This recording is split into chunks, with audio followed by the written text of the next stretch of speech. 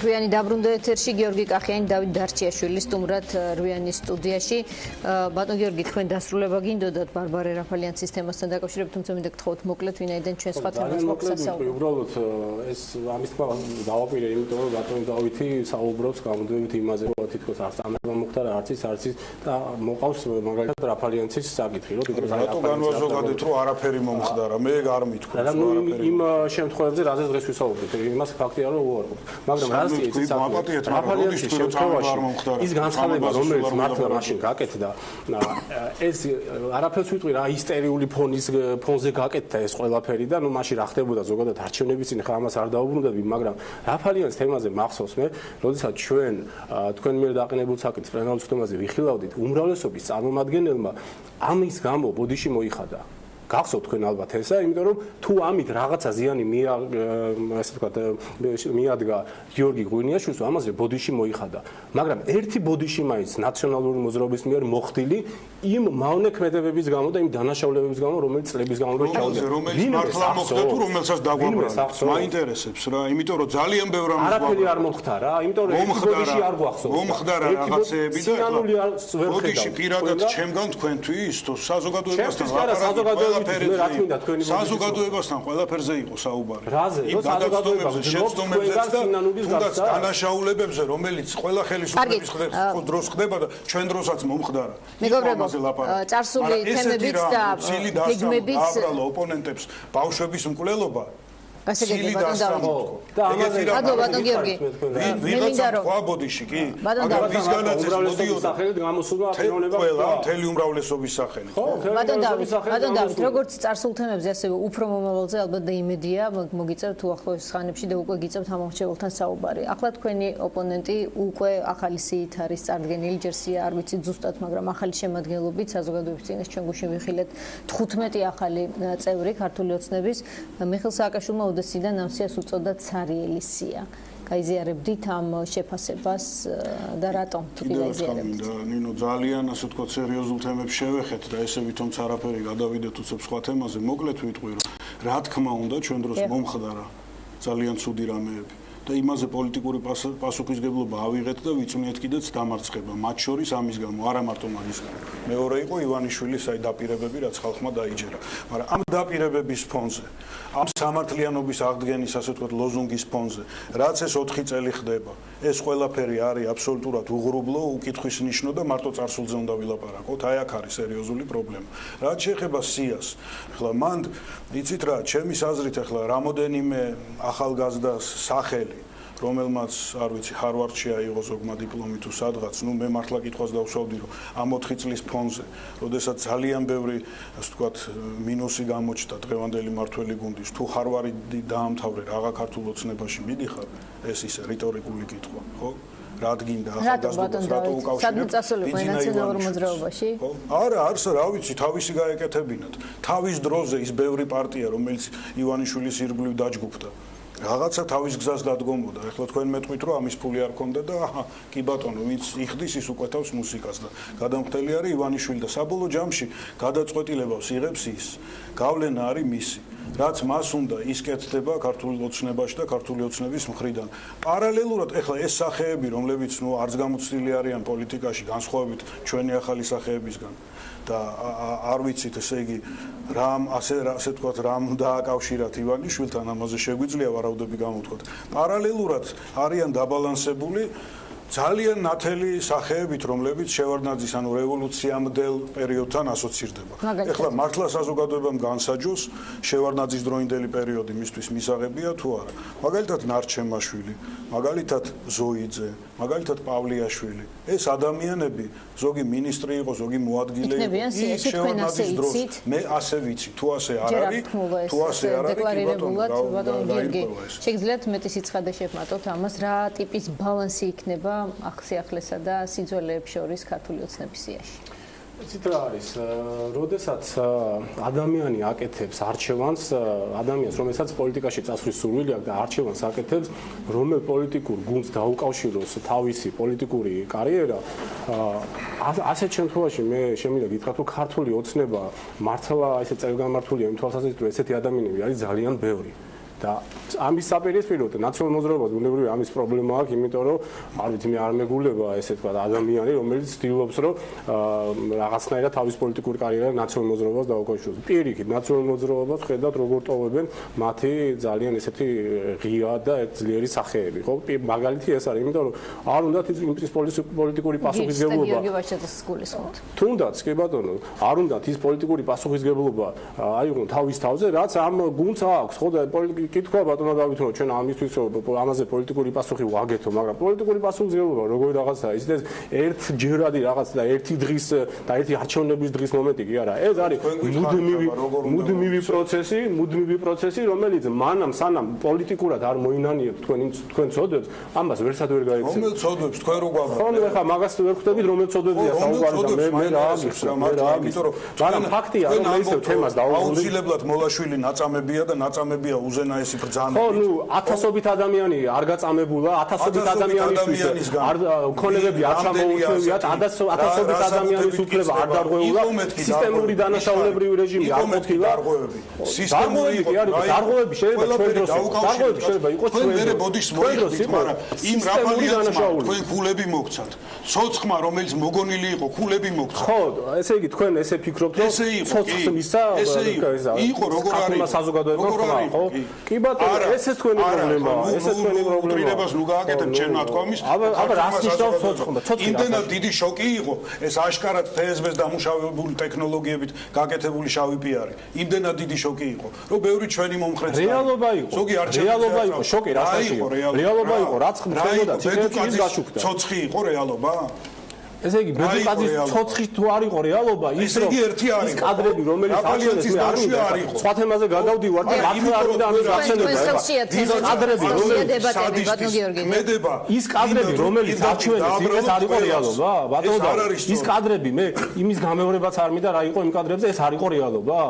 ეს ცოცხი იყო რომელი კადრები თქვენ რითაც მოხდით არჩევნებში იმ კადრებზე გელაპარაკებით არ მახასიათებს მე ესეთი დამნაშავეები მანიაკები იყვნენ აღმოჩნდნენ, მაგრამ თქვენ თუ გინდათ რომ მაინც და მაინც ეს ისე წარმოსახოთ როგორც ცდილობთ სამწუხაროდ კოლექტიურად მანიაკები კი არ იყვნენ ეს სისტემური ხასიათი ქონდა ამას მანიაკი ყველგან შეიძლება აღმოჩნდეს დანაშაული შეიძლება მოხდეს ჩვენი ხელისუფლების დროსაც მაგრამ განსხვავება არის როდესაც ამას სისტემური ტოტალური ხასიათი აქვს და როდესაც რაღაც ცალკეულ დანაშაულებრივ ქმედებებთან გვაქვს საქმე ეხლა პოლიციაში შეიძლება მოხდეს დანაშაული პროკურატურაში ყველგან მაგრამ განსხვავება არის ძალიან დიდი ყველა ხელისუფლების დროს არიან და თქვენ ამას ავრცელებთ ათასობით შემთხვევაზე. მოდი დაუბრუნდეთ საკითხს.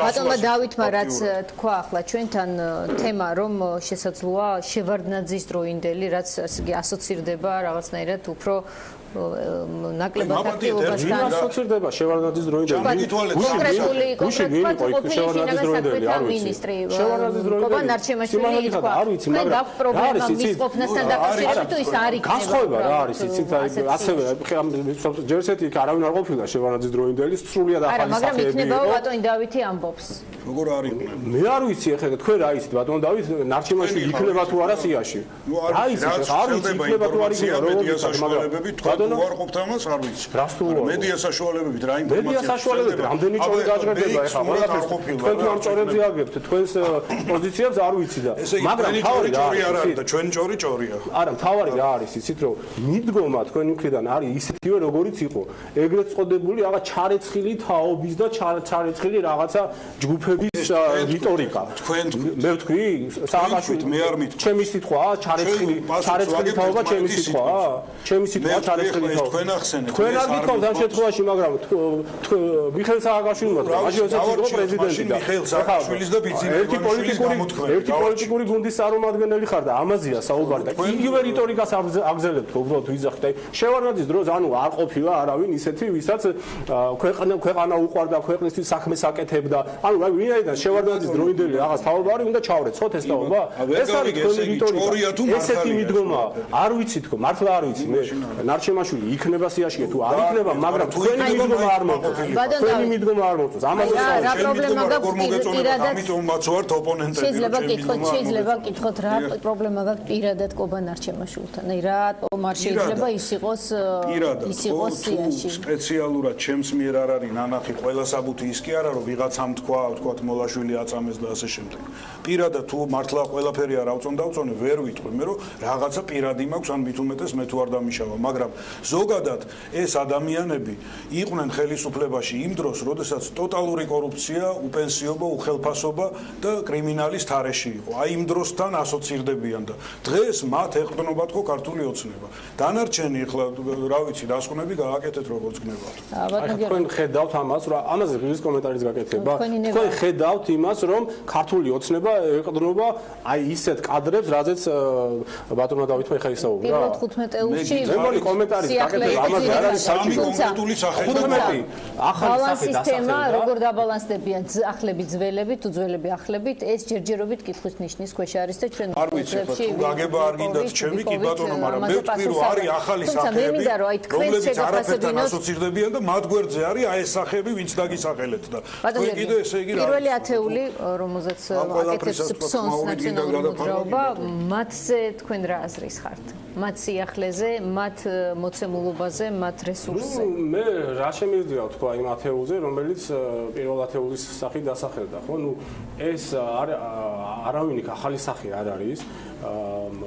გარკვეულწილად როგორც ჩანს ეს ადამიანები იყვნენ შენიღბული ზოგი არასამთავრობო ორგანიზაციის სახელით, ზოგი ექსპერტის და ასე შემდგომ. სინამდვილეში საზოგადოება მაშინაც გძნობდა ამას, რომ ესენი ჭორებად ნაციონალური მოძრაობის ხარდამჭერები იყვნენ და როდესაც სიაში აღმოჩნდნენ ისინი, ეს გამოჩნდა უბრალოდ.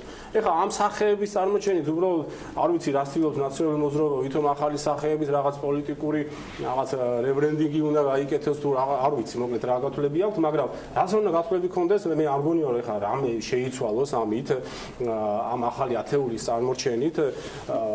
ნუ არ ვიცი, კონკრეტულად ეხლა არ ვილაპარაკებ არავისზე და მაგრამ მე ერთი რაღაც შემიძლია მე ვისაუბრებ იმ ესე ვთქვათ ახალ სახეებზე, რომელიც მართლა ახალი სახეები არიან. საზოგადოებისთვის მართლა ახალი სახეები არიან და მართლა მათ გამოთქვეს სურვილი რომ იმ ჯგუფს დაუკავშირონ თავის პოლიტიკური კარიერა, როგორც არის ქართული ოცნება. ღირებულებებმა მოიყვანა ეს ხალხი აქ და არა რაღაც იმ წარსულმა, ესე ვთქვათ, როდესაც რაღაცნაირად გადაკიდებული და რაღაცნაირად მიბმული იყავი რაღაც პოლიტიკურ გუნდზე. ეს სიახლე თქვენ სიძლიერია თუ პირიქით სისუსტე? გუშინ ანალიტიკოსთა ნაწილი ფიქრობდა რომ ეს მაინცდა და მაინც ვერ გაგაძლიერებს წინასაარჩევნოთ, იმიტომ რომ თუნდაც დებატის თვალსაზრისით ახლა უნდა მიიღონ გამოცდილება თქვენმა ახლებმა. ხო, მაგრამ ეს იმას კი ანიშნავს, რომ ეს ძველები ვინც არიან, სადმე წავიდნენ. ისინი ჩვეულებრივად არიან ამ გუნდის წარმომადგენლები, ჩვეულებრივად აგრძელებენ გუნდს ბრძოლას ამ გუნდთან ერთად, არჩევნები კარზე არის მომდგარი. ეს არის უბრალოდ ახალი სახეები და მე ერთი რამე შემიძლია ვთქვა, რომ ყოველთვის გუნდს ჭირდება ესეთი განახლება. გუნდი პოლიტიკური როგორი გუნდიც არ უნდა იყოს, მათ შორის პოლიტიკური გუნდი უნდა იყოს დაკომპლექტებული როგორც ახალი ენერგიული კადრებით, ასევე გამოცდილი კადრებით.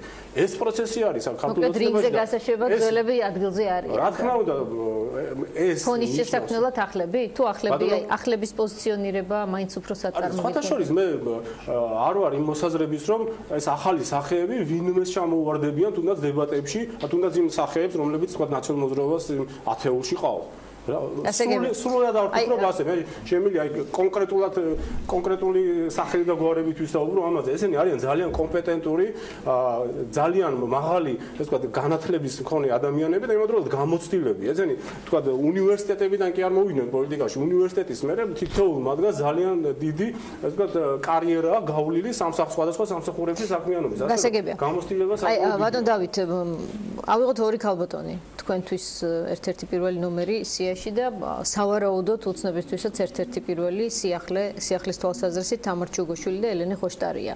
აი რატომ არის მეტი სიახლე ელენე ხოშტარია ნაციონალური მოძრაობისთვის ვიდრე ოცნებისთვის თამარ ჩუგოშვილი მაგალითად. ესე თუ დავსვათ საკითხს. იცით რა, ისე ვიმეორებ რა, რომ არიან ადამიანები, რომლებიც შედარებით ახალი სახეა. შევარდნაძის პერიოდის მმართველობასთან არ ასოცირდებიან. მე არ ვიცი ახლა ბატონმა გაგამ ერთის მხრივ შეურაცხყოფად მიიღო შევარდნაძესთან ასოცირება, მეორეს მხრივ გაამართლა. აბა უნდა ჩარეცხილიყვნენ. არა, ნუ იმიტომ რომ თქვით რომ რა ვინ გითხრათ, საიდან მოიტანეთ შევარდნაძესთან ასოცირება კი არ მივიღეთ. შეურაცხყოფად მიიღე ის რომ თქვენ თქვით რომ კორუმპირებული ხალხი ისეთი ესეთი ეს არის არასწორი თორე შევარდნაძის რომ არაკორუმპირებული ხალხი არ არის. რაღაცა სიტყვების დეტალებს აქვს მნიშვნელობა. მე თქვი სხვა რამე რომ შევარდნაძის პერიოდში 92-2003 წლები კორუფცია იყო მასობრივი, კრიმინალი იყო მასობრივი და ასე შემდეგ. იცით, ნუ ახლა იმ დროს ხო იღავით არა და ამ დროს იყვნენ მართლობაში თქო პირადად შეიძლება არაფერს არ აკეთებდნენ. ვინ იყო მართლობაში? ვიზის საუბრობ? არავინ ესეთი არ დასახელებულა. თქვენ ბატონო, თქვენ ამბობთ რომ ეს ადამიანები პავლიაშვილი, ზოიდე, ნარჩემაშვილი არ არიან სიაში. კი ბატონო, გადამოწმუნა ახლა არიან თუ არ არიან? ვადასტურებ და არც უარყოფ. კი ბატონო, მაშინ კითხეთ, გითხარით სახელები და გვარები. საიდან შეიძლება გქონდეთ? უბრალოდ მედიიდან. გუშინ დასახელდა არ მოვდივარ და არ არუსმენი ჩუმად რას საუბრობთ იმ თუმცა თქვენ არ ხარ დარწმუნებული რომ ხვალ არ დასახელდებიან, ხო ბატონ გიორგი და მე უბრალოდ ის მაინტერესებს გაბრაზებას არ ვიშენ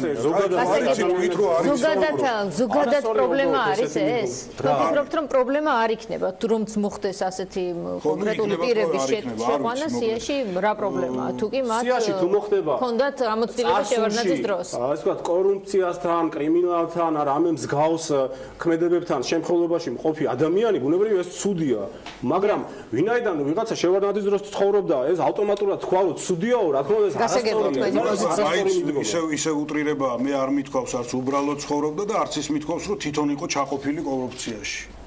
უბრალოდ მაშინ იყო პასუხისგებელი და რა ქვეყანაც იყო იმაზე პასუხისგებელია ის. რაცა პერიოდის განმავლობაში ბატონ დავით პრინციპში შევარდნაძის დროის პასუხისმგებლობა შეიძლება გადაუნაწილოს ამ ლოგიკით და რომან გოცილიძე ვის დროს იყო? რომან გოცილიძე იყო 2012 წელს. მას პრინციპში არ მიეცა გაქანება და ოპოზიციაში წავიდა ძალიან მალე 2000 თქვენ თვითონ მიაყენეთ შეურაცხყოფა რომან გოცილიძეს ეხლა როდესაც შევარდნაძის დროინდელი აი ესეთ მე მივაყენე შეურაცხყოფა თქვენ ვერ გავიგეთ თქვენ შეურაცხყოფად იღებთ შევარდნაძესთან ასოცირებას თუ არა მე რასაც ვიღებ ეს ავხსენი მაგრამ მეც კიდევ გამომდინარე მიაყენეთ მას შეურაცხყოფა ახლა ჩემი ლოგიკა შეურაცხყოფებზე არ იყო აგებული თუ ასე დაინახეთ. კარგით, ქართული ოცნების უახლოესი გეგმები და მე ნაციონალური მოძრაობის უახლოესი გეგმები და ჩვენ დავასრულებთ. დიახაც, როცა აბსოლუტურად ეკლექტური იყო ხელისუფლება, შევარდნაძეს ახასიათებდა ბალანსის პოლიტიკა. კუპონების პერიოდის დროს ეგ იყო 92 წელია კუპონების პერიოდი. ხო, ნუ მაშინ სამოქალაქო ომიდან არც გამოსვლაც არ არის. სამოქალაქო ომის პერიოდია, როცა შევარდნაძემ დაუძახა ყველას, მათ შორის თქვენი დღევანდელი კოალიციის წევრებს, თქო, რესპუბლიკელებს, ხო? გია ჟორჟოლიანი ყავთ გვერდზე, ის იყო საერთოდ გვერდზე ჯაბა იოსელიანისა და შევარდნაძისა, ხო? ანუ ძალიან ჭრელი იყო მაშინდელი სპექტრი. მაგრამ მე ყველამ თავის გზა აირჩია, ზოგი ოპოზიციაში წავიდა როგორც რომანი, ზოგი დარჩა. აი ბატონ დავით, თუ აღმოჩნდება რომ ასეთი ადამიანები ვისკენ ასე არ მოგწონთ არ ყავს სიაში ოცნებას, მაშინ არიაზე მეკითხებით. თუ არა, სხვა რამეს კითხულობდი უკვე, მაგრამ მიპასუხეთ მაშინ ელენე ხოშტარი. არა, ელენეზე, ნუ ეხლა თამარ ჩუგოშვილს ვიცნობ არასამთავრობო სექტორიდან.